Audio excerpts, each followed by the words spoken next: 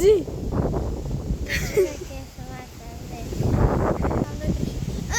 Dar tu ce vrei? Că avem mai rochițe frumoase și tricouri și pantaloni și tu nu ai? Le ai rochie?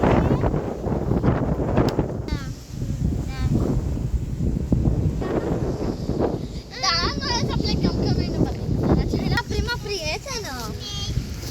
Stop. Fata, eu plec acasă. De ce? Eu o să mă duc la prietena aia la asta, pa. Eu o să mă duc la... Da, pa.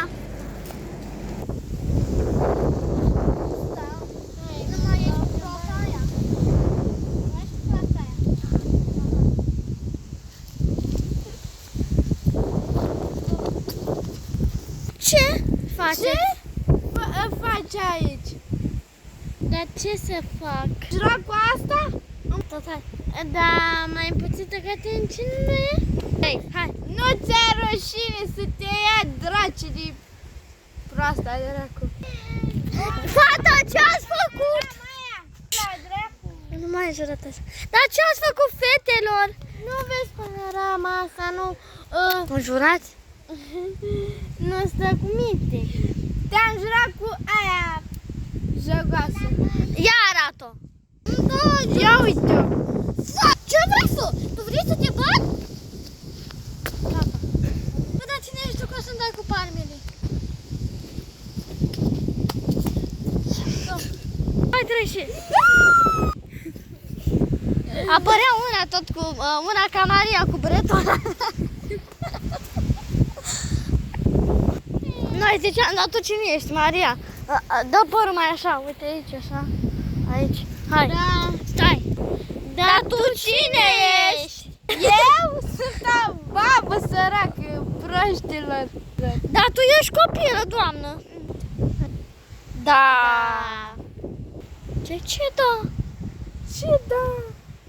1, 2, 3. Sunt frumoasă. 2, 3. Ce vă uitați așa la mine? Spune, sunt frumoasă sau nu? Spune, sunt frumoasă sau nu? Da. Ce da, bă?